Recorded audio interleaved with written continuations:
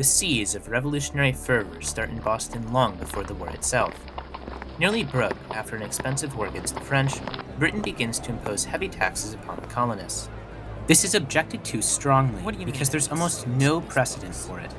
For generations, England has let the American colonies practically govern themselves in a practice known as salutary neglect. These taxes bring its sudden end, and the colonists are not happy. Taxmen are frequently berated, and some are even tarred and feathered by patriots, like the Sons of Liberty, who proclaim that there should be no taxation without representation in Parliament.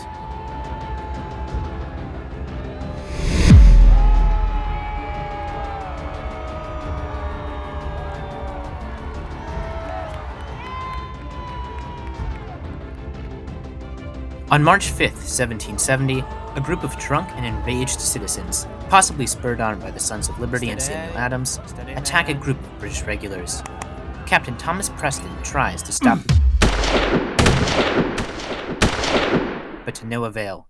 Shots ring out, and 3 people are killed instantly. 3 more will later die of their wounds.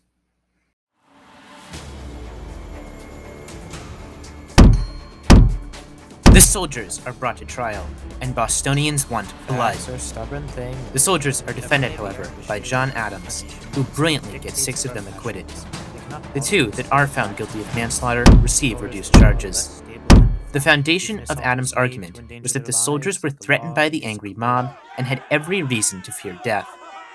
This case does not lessen the tension in the city, and though many taxes are repealed in the following years, one remains: the tax on tea. On December 16, 1773, 3 ships sit in Boston Harbor, waiting for the governor to allow them to be unloaded. The governor gives the order, and as word spreads, members of the Sons of Liberty, some disguised as Indians, gather and board the ships. This tea was owned by the East India Company, which was essentially given a monopoly on the tea trade in North America. What the? Disperse! And no harm shall come to you. Remember, men, just destroy the tea. They tear apart the tea containers and dump 342 into the sea. British regulars eventually arrive to break them up, but the equivalent of $1,700,000 in today's money is completely destroyed.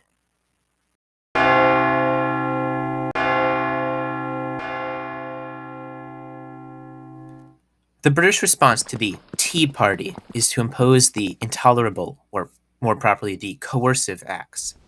They include people being forced to give room and board to British soldiers in Boston, and the number of these soldiers keeps growing.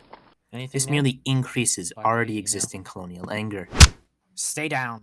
In time, anger will morph into the fire of revolution, which will consume the colonies for 8 years, and from which will emerge a nation, the likes of which the world has never seen.